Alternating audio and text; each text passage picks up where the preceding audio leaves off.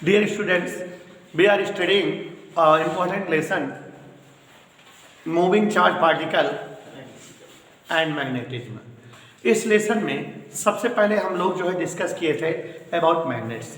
Magnets are such type of materials which attract iron body, nickel bodies, cobalt bodies and there mixed metals also.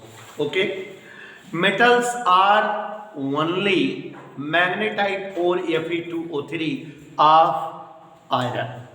Okay, आपको explain किए थे magnets are of two types. मैग्नेट्स दो तरह के होते हैं। कल की क्लास में हमने अच्छे से एक्सप्लेन किया था magnets are of two types. Magnet दो तरह के होते हैं, artificial magnet and natural magnet.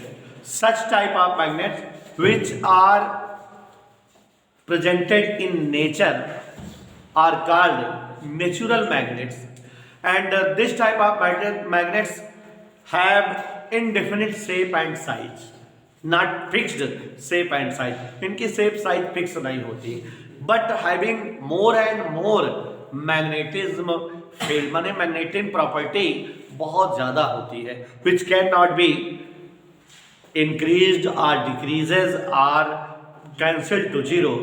ये सब नहीं किया जा सकता। आपको ये भी बताए थे blacky stone of the Magnesia are the best examples of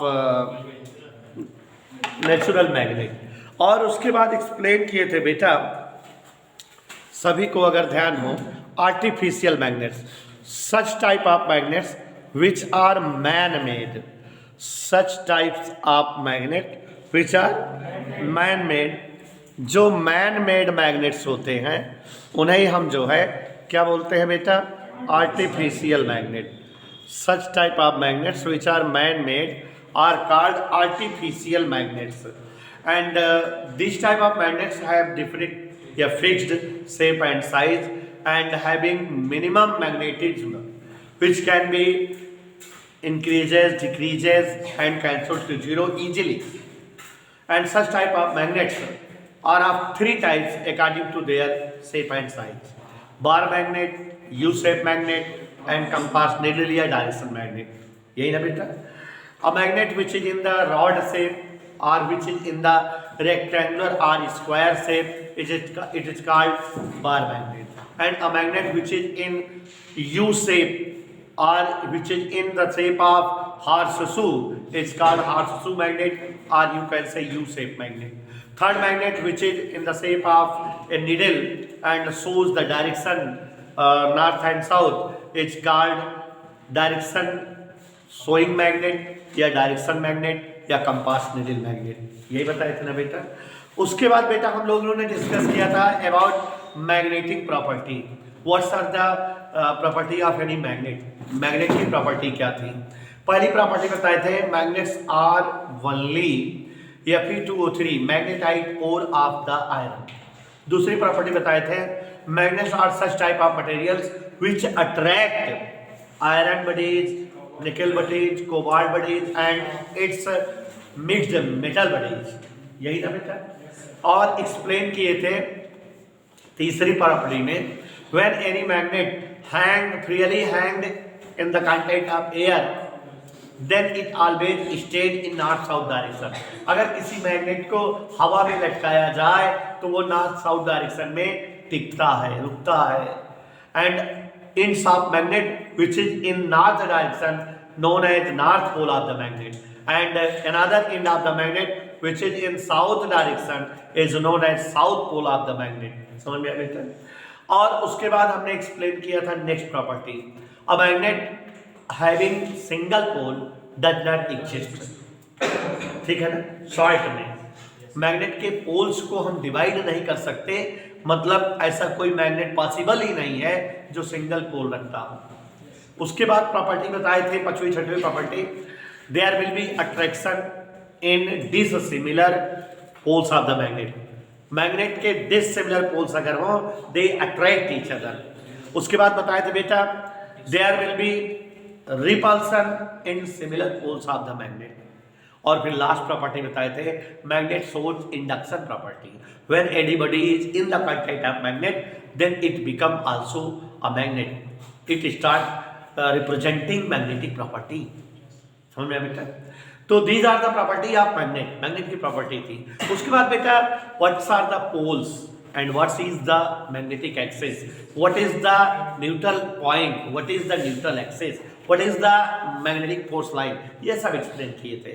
तो listen me Mr. Jay, when any magnet is freely hanged in air, then its one end stayed in north direction and represent north pole of the magnet, and its another end stayed in south direction and is called south pole of the magnet. Okay, so if you can say magnetic poles of the magnet are the ends which are in the north and south direction. किसी magnet के जो and north और south direction को represent करते हो उसे ही magnetic pole या magnet के पोल्स कहा जाता है. Align joining magnetic poles, align joining north and south pole is called magnetic axis. किसी मैग्नेट के नॉर्थ पोल और साउथ पोल को जोड़ने वाली लाइन मैग्नेटिक एक्सिस कहलाती है. An area around any magnet where its magnetism effect shows is called magnetic field. किसी magnet के चारों ओर का वह इलाका जहां तक मैग्नेटिक प्रॉपर्टी दिखती हो वही जो है मैग्नेटिक फील्ड कहलाती है. And the value of magnetic field is always greater at the poles, you can say at the ends of axis. मतलब मैग्नेटिक फील्ड की वैल्यू कहां ज्यादा होती है? एक्सिस के एंड पर. And it decreases to the mid point of axis. Axis के बीच की ओर बढ़ने पर इसकी वैल्यूएशन घटने लगती है. A point where no magnetic field exist, a point where magnetic field is become to zero. मतलब एक ऐसा पॉइंट सिद्धांत जहां पर मैग्नेटिक फील्ड जीरो हो जाए या जहां पर मैग्नेटिक फील्ड हो ही ना, उस पॉइंट को हम क्या कहते हैं? Neutral point. And a line going from neutral point and perpendicular to magnetic axis is called equator, magnetic equator, or you can say neutral axis. समझ आया बेटा? फिर उसके बाद बताए थे मैग्नेटिक फोर्स लाइन. ये सारी चीजें एक्सप्लेन कर चुके हैं. मैग्नेटिक फोर्स लाइन आपको कल एक्सप्लेन किए थे कि कैसे बनाई जाती है. What is the method for drawing magnetic force line? कोई एक मैग्नेट लो, उसको किसी पेपर बोर्ड पर रख दो और मैग्नेट के बगल कोई जो है कंपास निडिल लाओ, वो जहाँ डिफ्लेक्ट हो वहाँ फिर से निडिल रखो और ऐसे ढेर सारे पॉइंट पाओ और उन्हें मिला दो.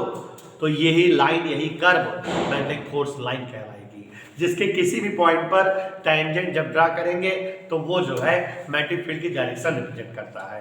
तो मैग्नेटिक फोर्स लाइन की डेफिनेशन बनी थी, an imaginary curve drawn outside to any magnet which shows direction of magnetic field is called magnetic force line. समझ में बेटा? And there are some properties of magnetic force line. कल हमने magnetic force line की definitions और उसकी properties भी बताई थी. तो याद करो, there are 5 properties of magnetic force line. Figure बना के दिखाए थे कि magnetic force line are the such type of curve which shows direction of magnetic field. पहला. दूसरा था magnetic force line never cut each other, कभी भी एक दूसरे को कट नहीं करते. तीसरा क्या था? Where magnetic force lines are denser, जहां वो पास होती हैं. Where will be highest magnetic field, means where magnetic field is in maximum amount. ठीक है ना? मैक्सिमम होगा. And where magnetic force lines are much apart to each other, या where magnetic force line are rare, there will be negligible magnetic field या minimum magnetic field. जहां दूर दूर होती हैं वहां मैग्नेटिक फील्ड का अमाउंट कम हो जाता है. और लास्ट बताए थे starting end ending of magnetic force line does not clear या does not confirm. Magnetic force line किस एंड से बनती है, किस एंड पर एंड होती है, ये कंफर्म और क्लियर नहीं है. ठीक है बेटा? हम लोग जो है एक छोटा सा थीसिस आपको बताना चाहते हैं, जान लीजिए. पहले तो कुछ छोटे छोटे फिगर्स बता रहे हैं, उसको सुन लीजिए वो क्या होती हैं. छोटे छोटे फिगर्स और वो मैग्नेट के हर रिलेशन में यूज होंगी। देखिए, अगर कोई एक मेटालिक वायर हो, if you have any metallic wire, अगर कोई मेटालिक वायर हो और उसको वर्टिकल रखा जाए, if there will be any vertical metallic wire, then it is called straight line wire या straight wire। क्या बोलते हैं इसको बेटा? हाँ, straight wire। समझ में आया? And if current is flowing through it, अगर इसमें करंट फ्लो कर रही हो, then it is called current carrying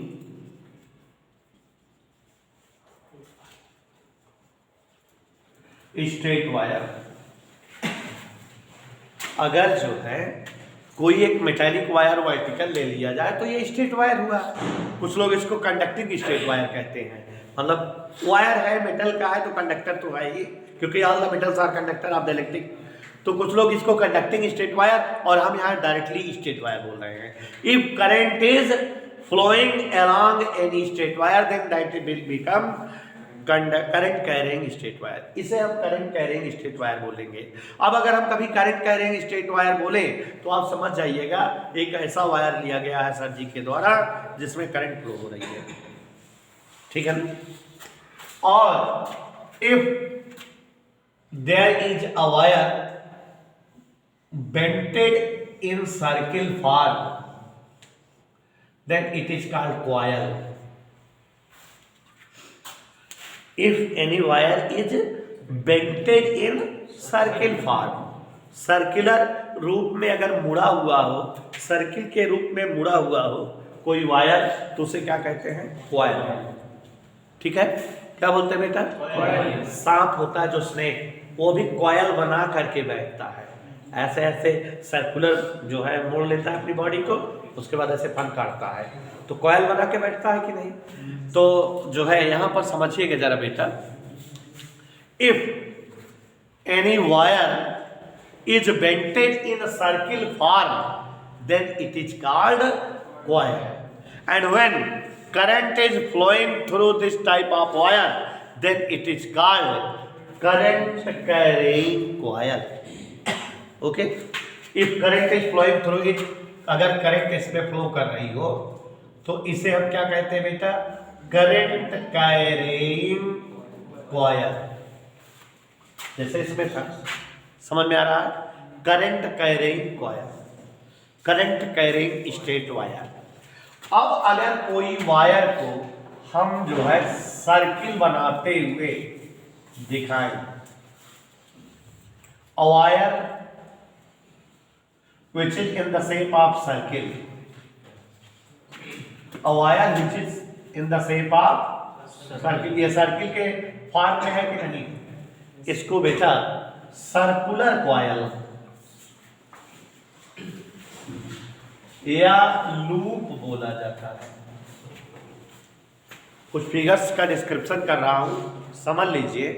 a wire which is in the shape of circle, which is in the form of circle is called circular wire, circular coil या loop. And if current is flowing through this circular coil then it is called current carrying circular coil या current carrying loop।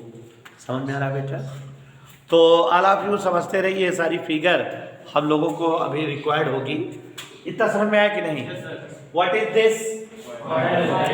coil, current carrying coil because current is flowing through it.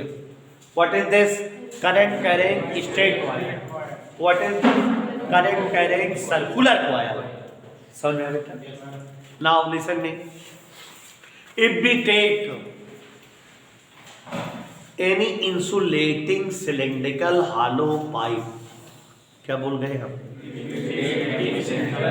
Insulating cylindrical hollow pipe।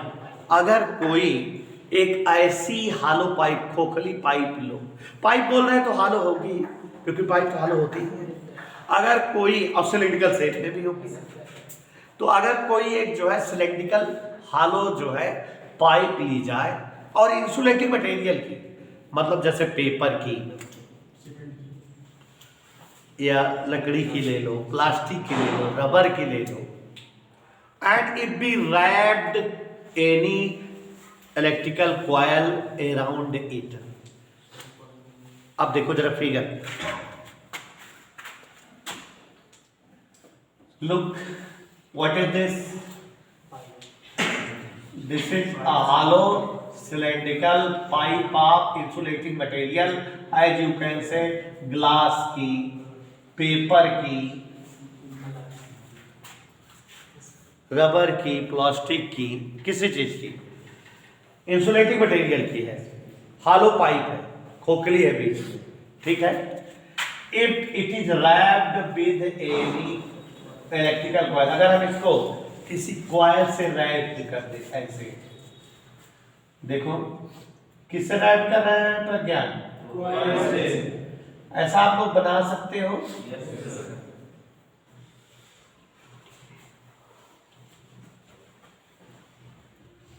ऐसे। Then this arrangement is called solenoid.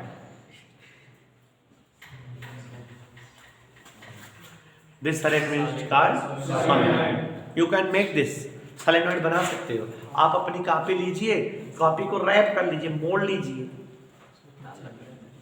Circular form में pipe की तरह, ठीक है, और उस पर कोई कॉइल लपेट दीजिए, बस दैट इज solenoid। समझ में आया बेटा?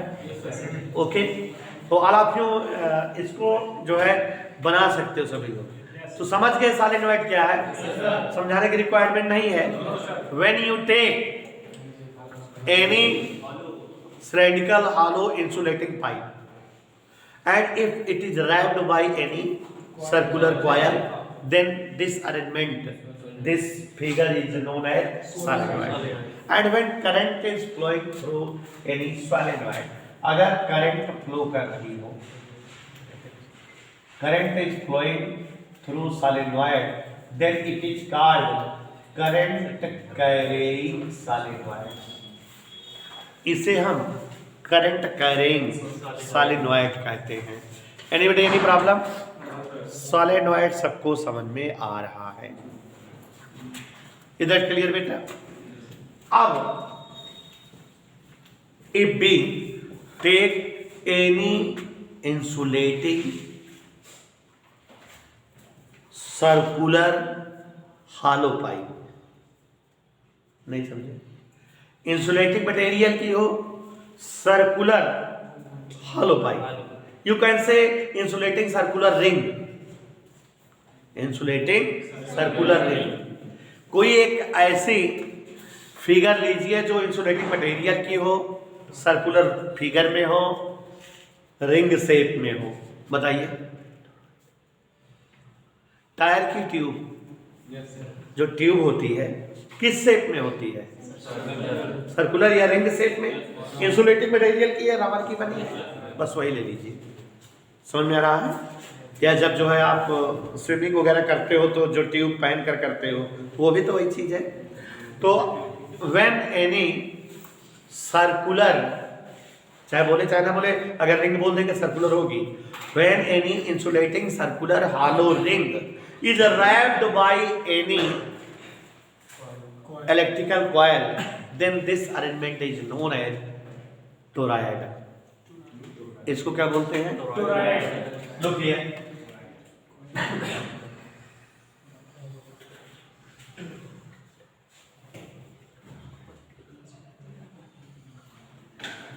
फिगर देखिए और बताइए क्या है। अभी कहा टोरॉयड? पाइप नहीं कहेंगे इसको, रिंग कहेंगे, tube. It is a ring, है ना? सर्कुलर हॉलो रिंग, क्यों? रिंग है ना। और हम इसको रैप कर रहे हैं। व्हेन इट इज रैप्ड, देखो मैग्नेट के हर लेसन में इन सब चीजों का यूज होगा।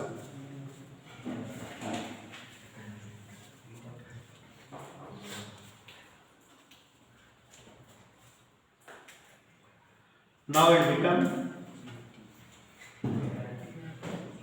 toroid, or you can say headless solenoid. क्या कहते हैं बेटा? मतलब ये सॉलिनॉइड जो है इसके दोनों मुख को पकड़ो और जोड़ दो तब भी तो यही चीज बन जाएगी। मतलब एक ऐसी सॉलिनॉइड जिसमें हेड ना हो, सिरे ना हो। इसमें दो सिरे हैं लेकिन इसमें नहीं दिख रहा है ना, तो इसको हेडलेस सॉलिनॉइड भी कहते हैं या टोरॉइड कहते हैं। तो हेडलेस सॉलिनॉइड या टोरॉइड। तो इन सारी फिगर्स का डिस्क्रिप्शन जो है हर लेसन में इन सब का यूज होगा और हम डायरेक्ट बोलते भी सॉलिनॉइड लो, तो आप जानते नहीं थे क्या है सॉलिनॉइड बेसिकली, इसलिए हमने एक्सप्लेन कर दिया कि इन चीज़ों का इस्तेमाल लेसन में होता रहेगा और आप जानिए ये है क्या। अगेन एक बार फिर से रिवाइज करते हैं। If any wire is in the wrapped या बेंटेड इन द सर्किल फॉर्म या circular form, then it makes coil, and if current is flowing through coil it is called current carrying coil, and any vertical metallic wire is called straight wire. When current is flowing through this straight wire it become current carrying straight wire. समझ में? If any wire is bented in the form of circle then it become circular coil or loop, and when current is flowing through this circular coil then it is called current carrying loop. Is that okay? And if any insulating hollow cylindrical pipe is wrapped by any electrical coil then this arrangement is called solenoid. And if current is flowing through solenoid then it is called current carrying solenoid. Yes. And if any circular या if any insulating ring is wrapped with any electrical coil then it form headless solenoid or you can say toroid. समझ आ गया बेटा? अब हम आपको एक scientist से मिलाना चाहते हैं, बड़ी मजेदार बात है, ध्यान से सुनिए। ऑरस्टेड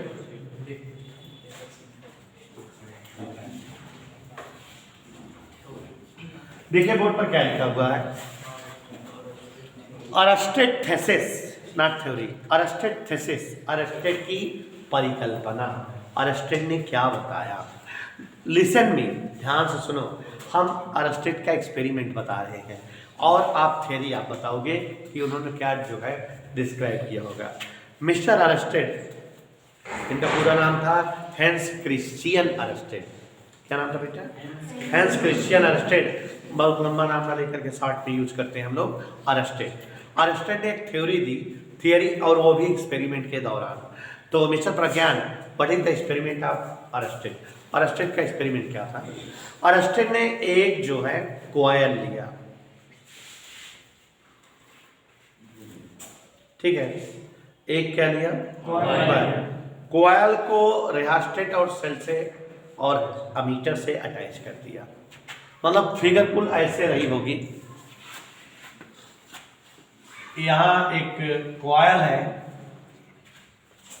दिख रही है, और यहाँ एक गैल्वेनोमीटर है, यहाँ एक सेल है, यहाँ ये क्या है? रिहास्टेट। करंट को कम ज़्यादा कर सकते हैं, करंट बढ़ा सकते हैं, घटा सकते हैं। Is that okay? ध्यान दीजिएगा, mister अरस्टेड took a electrical coil, attach it with a galvanometer, cell and rheostat, switch वगैरह भी होगी, ठीक है। अब लुक हियर, जब ये सेल ऑन किए, जो गैल्वेनोमीटर था, एक्सपेरिमेंट मैं बता रहा हूँ, थेसिस क्या बताइए आप बताइएगा। ये एक इलेक्ट्रिकल कॉइल लिया मिस्टर अरस्टेड ने, सेल, स्विच, गैल्वेनोमीटर, रिहास्टेट, करंट को कम ज़्यादा कर सकते हैं और वो इंडिकेटर बताता रहेगा कि करंट ज़्यादा है या कम है, और इंडिकेटर डायरेक्शन भी करंट की बताता रहेगा कि करंट किस डायरेक्शन में है। तो mister Oersted took electrical coil, attach it with galvanometer, cell, switch and rheostat. When switch is on, current start flowing to that electrical coil, and now this coil become current carrying coil. Current को carrying coil बन गई। अब इस current carrying coil के समीप में कोई एक कंपास नीडल लाइए। करंट कैरिंग कॉइल के नजदीक क्या लाए बेटा? Compass needle. तो उसमें इंडिकेटर डिफ्लेक्शन शो करने लगा और करंट ये बढ़ाने लगे तो डिफ्लेक्शन तेज होने लगा, करंट कम करने लगे, डिफ्लेक्शन कम हुआ, करंट फ्लो बंद कर दिए, डिफ्लेक्शन जीरो हो गया। क्या किया इन्होंने? फिर से समझो। जब जो है करंट कैरिंग कॉइल के निकट कोई इन्होंने कंपास नीडल रखा तो उसमें डिफ्लेक्शन शो हुआ, वो इंडिकेटर इधर उधर घूमने लगा।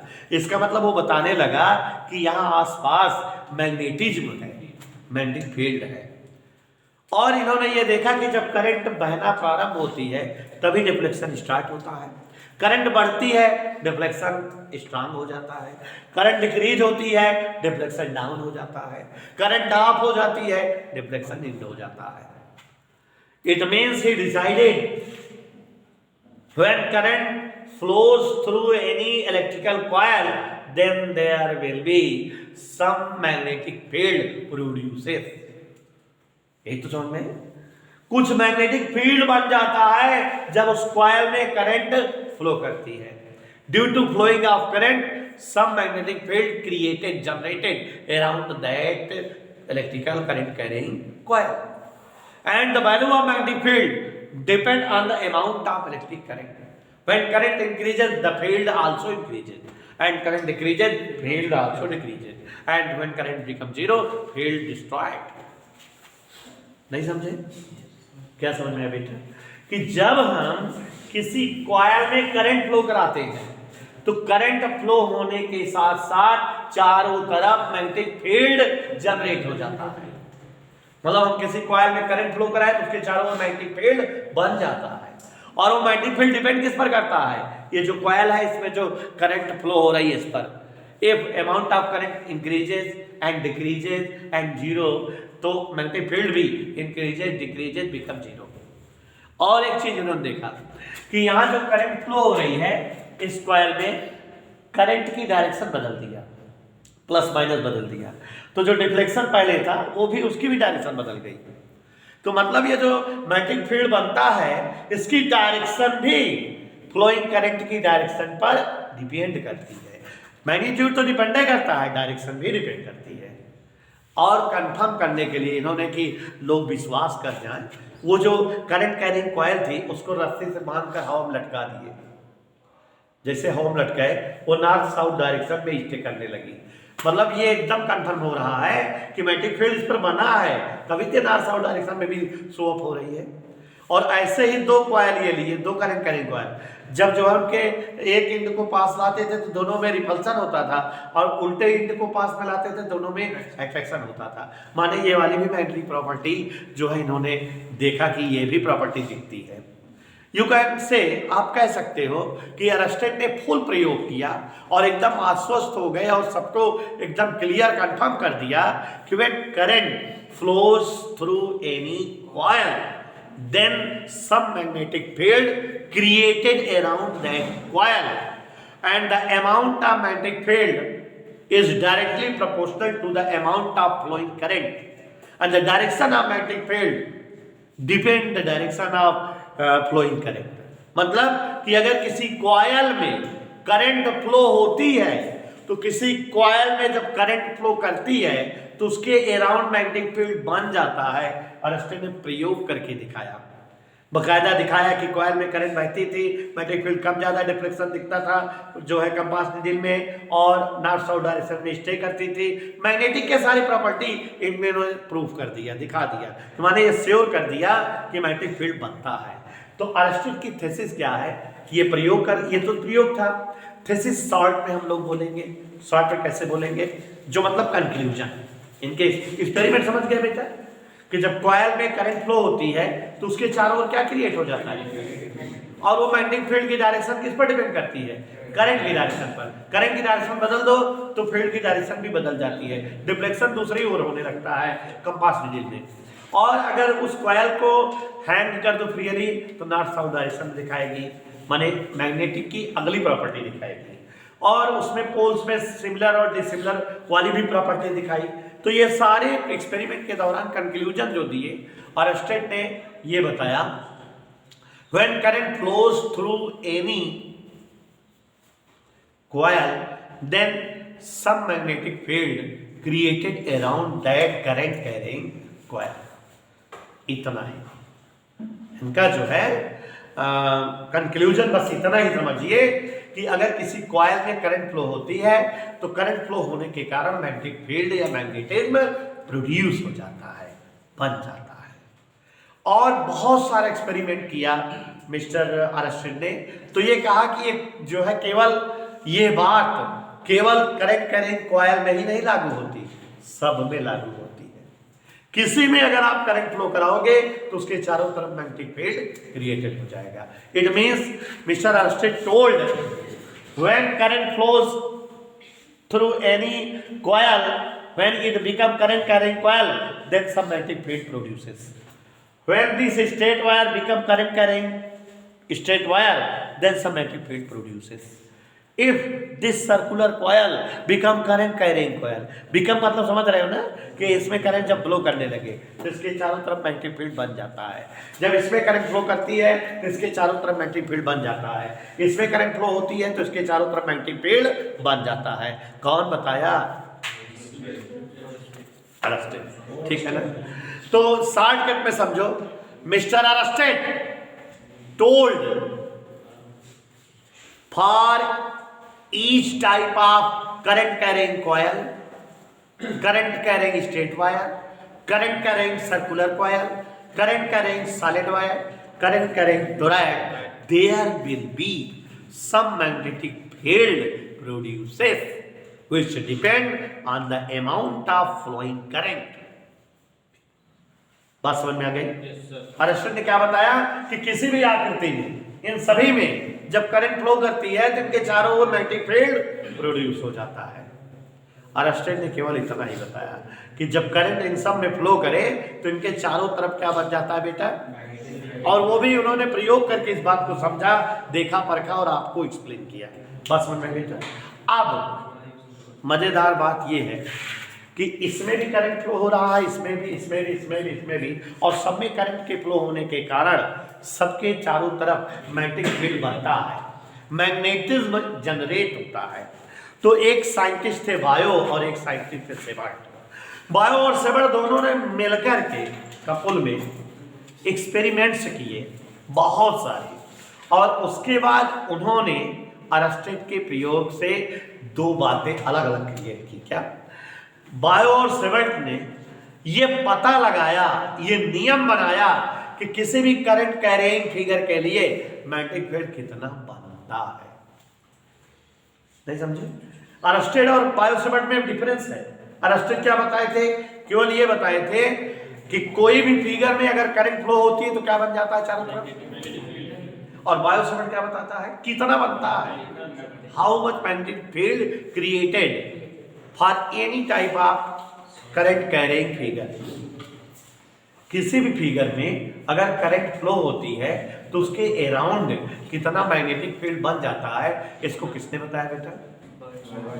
तो हम लोगों को इस लेसन की पहली और इंपॉर्टेंट हेडिंग जो एग्जाम में अक्सर पूछी जाती है, बायो सेबर्ट लॉ पढ़ना है। एक बार फिर सुन लो, हम आपको पढ़ाने जा रहे हैं बायो सेबर्ट लॉ। इतना तो सेंस आ गया कि बायो सेबर्ट लॉ से सर जी क्या बताएंगे। 5 नंबर का क्वेश्चन आता है बेटा, बहुत इजी है। सुन लो जरा, Biot Savart law is a law which shows या which calculate amount of magnetic field for any type of current carrying figure। नहीं समझे? जब तक करंट नहीं फ्लो होगी तब तक जो है मैग्नेटिक फील्ड नहीं बनेगा। ये ऑरस्टेड की बात है। कितना बनेगा? बायो सेबर्ट की बात है।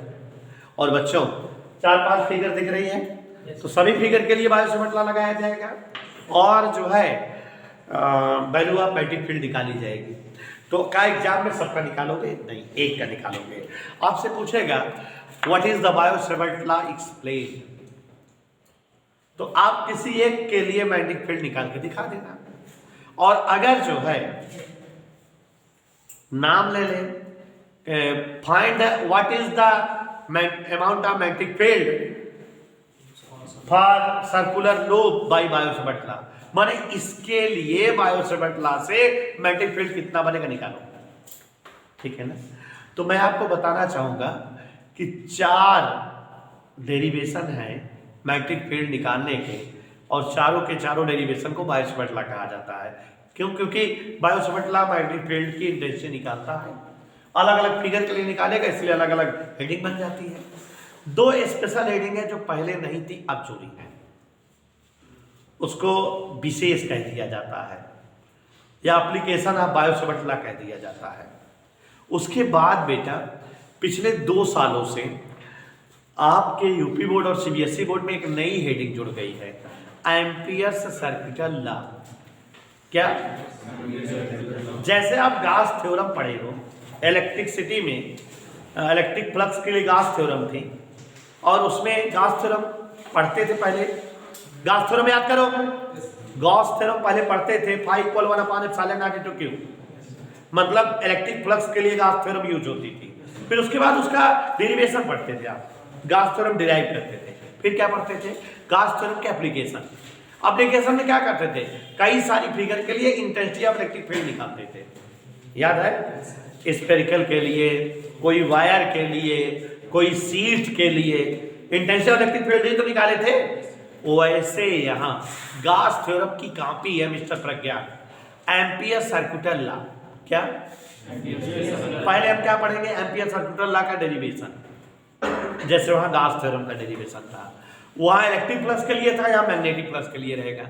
उसके बाद वहां एप्लीकेशन पढ़ा था आपने, तो यहाँ भी एम्पियर सर्किटल लॉ का एप्लीकेशन पढ़ेंगे। तो वहां इंटेंसिटी ऑफ इलेक्ट्रिक फील्ड निकली थी, यहाँ इंटेंसिटी ऑफ मैग्नेटिक फील्ड निकलेगी। तो अब लो यहाँ पर 2 विषय, ये पहले नहीं था कोर्स में, 2 सालों से जुड़ गया है, पढ़ना है। मतलब अरस्टेड ने बताया कि करंट कैरिंग फिगर के लिए मैग्नेटिक फील्ड क्रिएट होता है, तो बायो और सेवर्ट ने निकाल कर दिखाया कितना फील्ड क्रिएट होता है। We can calculate amount of magnetic field created by flowing current by Biot Savart law. Biot Savart law के द्वारा कितना मैग्नेटिक फील्ड बनता है किसी भी करंट कैरिंग फिगर के लिए हम निकाल सकते हैं। और एम्पियर सर्किटल लॉ भी यही निकालता है। एम्पियर सर्किटल लॉ के द्वारा भी किसी करंट कैरिंग फिगर के थ्रू प्रोड्यूसेस इलेक्ट्रिक फील्ड निकाला जाता है। बस समझ में। तो मतलब हम जो है मैग्नेटिक फील्ड निकालने के लिए कितने तरह के नियम जान गए हैं? 2। एम्पियर सर्किटल लॉ जो नया नया है, लेटेस्ट है, और बायो-सेवर्ट लॉ जो पुराना है। दोनों नियम एक ही काम करते हैं, मैग्नेटिक फील्ड निकालते हैं, इंटेंसिटी ऑफ मैग्नेटिक फील्ड। बस समझ में भी चाहिए, क्लियर हो गया है? तो अब हम लोग जो है बायो-सेवर्ट लॉ पढ़ते हैं। और आपको बताए बेटा कि बायो-सेवर्ट लॉ 5 नंबर का बहुत इंपॉर्टेंट टॉपिक है। और प्रज्ञा बेटा एक विशेष बात कहना चाहूंगा आपसे कि जैसे अभी तक आप डेरिवेशन करते थे, पढ़े हैं बचपन में कि तमाम कैलकुलेशन सेटअप किया जाता है तब डेरिवेशन होता है, और ये एक विशेष तरह के डेरिवेशन होंगे। आपको बड़ी मजा आएगी इनको पढ़ने में, समझने में। ऐसे डेरिवेशन आपने पढ़ा ही नहीं है, सपोज करके डेरिवेशन किया जाता है, बड़ा इंजॉयफुल है। तो देखो जरा, Biot-Savart law.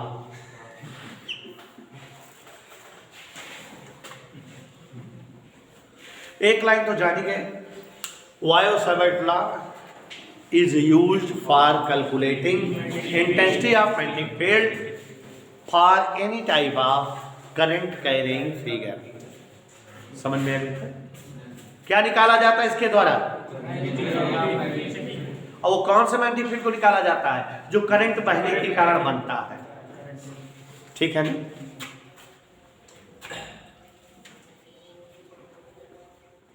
Law for determining intensity of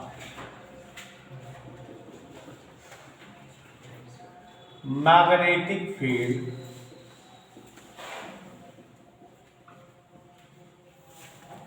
law for determining intensity of produces by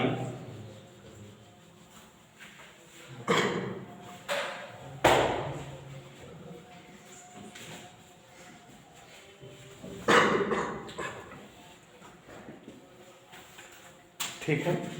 current के फ्लो होने के कारण जो भी इंटेंसिटी ऑफ मैग्नेटिक फील्ड बनती है उसे ही जो है निकालना है बायो सेवर्ट लॉ के द्वारा।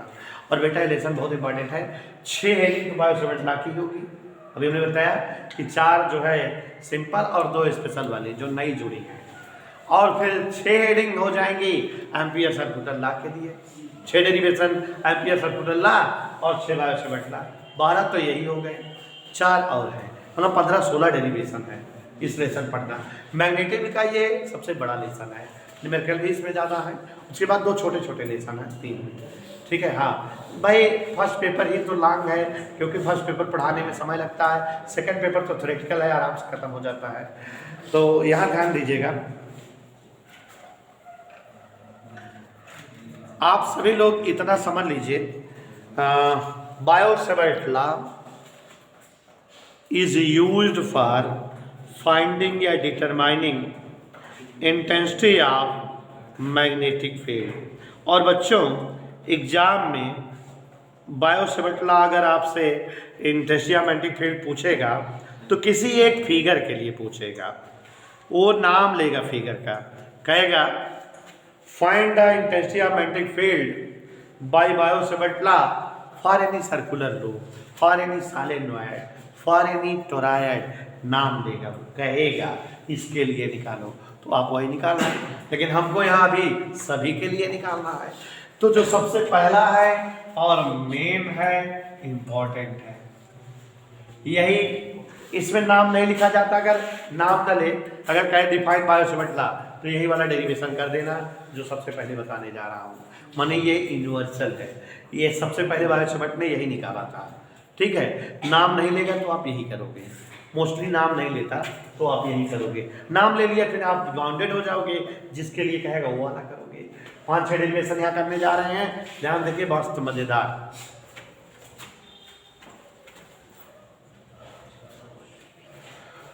Intensity of magnetic field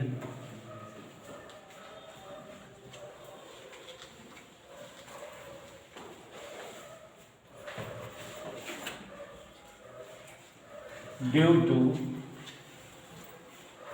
any current flow होनी चाहिए,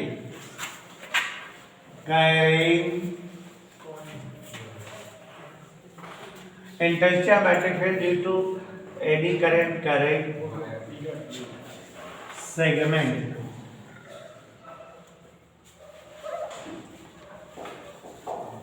ऑफ स्ट्रेट वायर।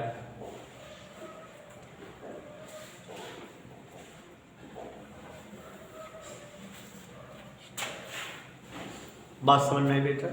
पहला टॉपिक है, क्या है देखो जरा भाई, देखो ये हम चाहे लिखें चाहे ना लिखें, हमको पता है कि हम बायो सेवर्ट लॉ का use intensity of magnetic field के लिए कर ही रहे हैं। तो intensity of magnetic field due to any current carrying segment of straight wire, माने कोई स्ट्रेट वायर है, उसका कोई एक छोटा सा टुकड़ा है, अल्पांश, अल्पांश को अंग्रेजी में सेगमेंट बोलते हैं। ठीक है, क्या बोलते हैं बेटा? खंड, स्मॉल पार्ट, ठीक है, स्मॉल पीस। हाँ, तो यहाँ हम क्या बोल रहे हैं? सेगमेंट, टुकड़ा।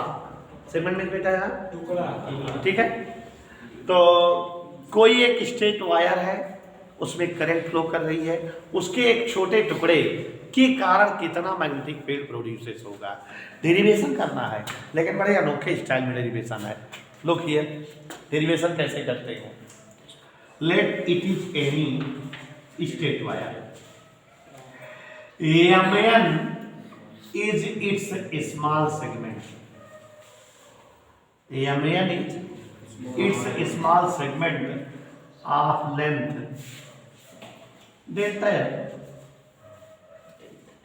Current I is flowing through it.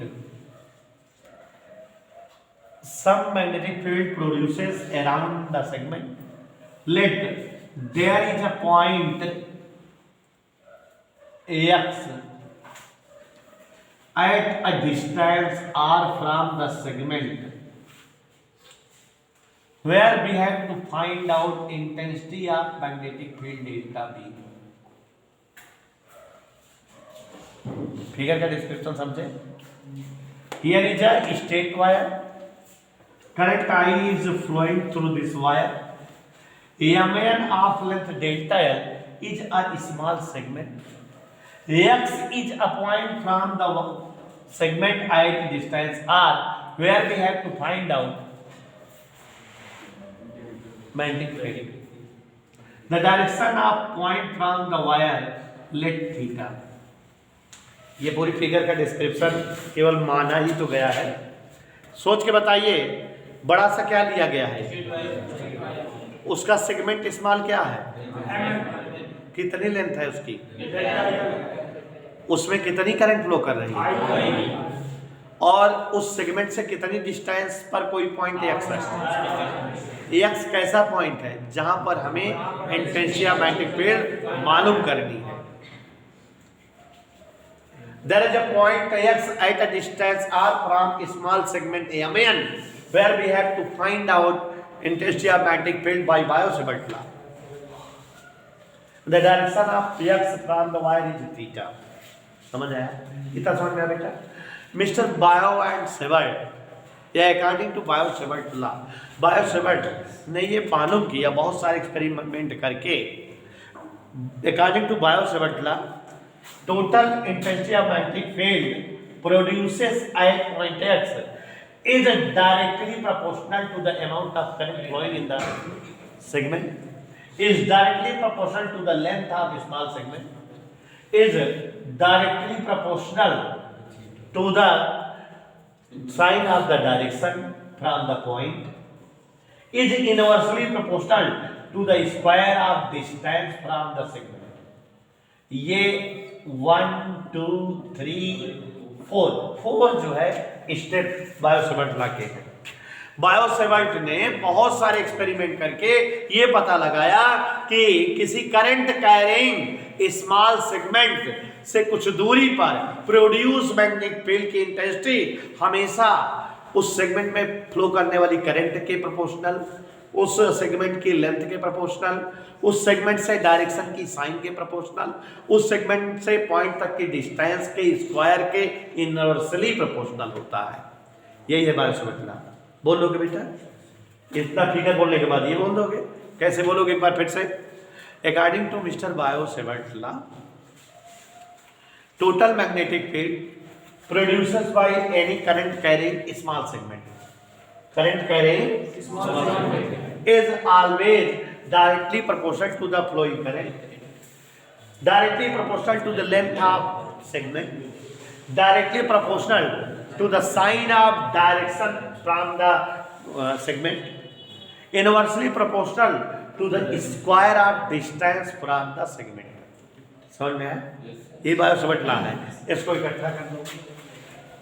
It means delta B proportional I delta L sin theta upon r square. आप जानते हैं प्रोपोर्शनल का सिंबल हटाया जाता है तो बच्चों कांस्टेंट यूज किया जाता है. तो यहाँ कांस्टेंट म्यू नॉट अपॉन 4 पाई यूज हुआ. और बच्चों यहाँ पर समझने वाली बात है कि जैसे इलेक्ट्रिसिटी में constant 1/4 pi epsilon not use होता था, वैसे यहाँ कांस्टेंट म्यू नॉट अपॉन 4 पाई यूज होगा जिसकी वैल्यू 10⁻⁷ होती है. म्यू नॉट क्या है? वहां एप्सिलॉन नॉट क्या होता था? परमिटिविटी. यहाँ परमिटिविटी ऑफ मैग्नेटिज्म. ठीक है. तो ये जो है मैग्नेटिज्म के लिए है, वो इलेक्ट्रिक के लिए रहते थे. Okay done. समझ में आया? और ये इतना पूरा 5 नंबर दिला देगा आपको. बहुत टफ तो नहीं है. ऐसे डेरिवेशन आपने कहाँ पढ़ा है? केवल सपोज करके डेरिवेशन हो गया है ना बेटा? सपोज करने से डेरिवेशन हो गया कि नहीं? और 6 डेरिवेशन है, 6 ऐसे ही है. तो आप समझ गए कि 6 के 6 ईजी होंगे। ठीक है ना। तो एक बार फिर से हो जाए, magnetic intensity of magnetic field produces by any current carrying small segment ना, करंट कैरिंग होना चाहिए, is always be directly proportional to the amount of current flowing in it, directly proportional to the length of a small segment, directly proportional to the sign of direction of the point from the segment, inversely proportional to the square of distance from the segment. Okay, delta B proportional I, proportional delta L, proportional sin theta, inversely proportional R square, means delta B equal mu naught upon 4 pi I delta L sin theta upon R square. एक derivation हो गया बेटा, समझ आ गया। दूसरा derivation, भाई हमको magnetic field ही निकालनी बायो सेवर्ट लॉ से। दूसरा है intensity of magnetic field due to any infinite current carrying wire of infinite length. क्या बोले बेटा? हाँ, ये स्ट्रेट वायर है लेकिन इनफाइनाइट लेंथ का। Intensity of magnetic field due to any current carrying straight wire of infinite length. समझे बेटा? कोई जो है इनफाइनाइट लेंथ का स्ट्रेट वायर हो, उसके कारण कितना जो है मैग्नेटिक फील्ड बनेगा बायो सेवर्ट लॉ से। दूसरा लॉ बताने जा रहे हैं, मतलब जो है दूसरे फिगर के लिए। तो अब हम सपोज कर ले रहे हैं कि इससे जो है आर डिस्टेंस पर कोई एक पॉइंट एम है जहां इंटेंसिटी ऑफ मैग्नेटिक फील्ड मालूम कर देंगे। बायो सेवर्ट से बहुत सारे एक्सपेरिमेंट करके ये पता लगाया कि total intensity of magnetic field produced by any infinite length of current carrying wire will be directly proportional to the amount of current flowing in it. Will be directly proportional, inversely proportional to the distance of the point. It means इकट्ठा करो B proportional I by R। यहाँ proportional symbol हटा, mu naught upon 2 पाई use किया गया यहाँ, और ये दूसरा डेरिवेशन है। इजी तो है, बस कहा फार्मूला अगर याद कर लो सबका तो नियमों बना लोगे। लास्ट वाला ये फार्मूला याद कर लो तो नियम बना लोगे। अगर ये याद हो जाए तो आप जान जाओगे कि आई के प्रोपोर्शनल आर के इनवर्सली प्रोपोर्शनल बना नहीं लोगे। तो अब कैसे बोलोगे बेटा? Total intensity of magnetic field produces by any current carrying straight wire of infinite length will be directly proportional to the amount of current flowing in it, B proportional I, and inversely proportional to the length of point from the wire, inversely proportional R, तो B proportional I by R, V equal mu naught upon 2 pi I by R। कितनी figure के लिए निकाल दी? अब circular coil के लिए निकालेंगे, फिर सॉलिनॉइड के लिए, 4 हो जाएगा। 2 स्पेशल है, हमने बताया। ठीक है ना, समझ आया बेटा? तो पढ़ लिखा पढ़ी हो जाए।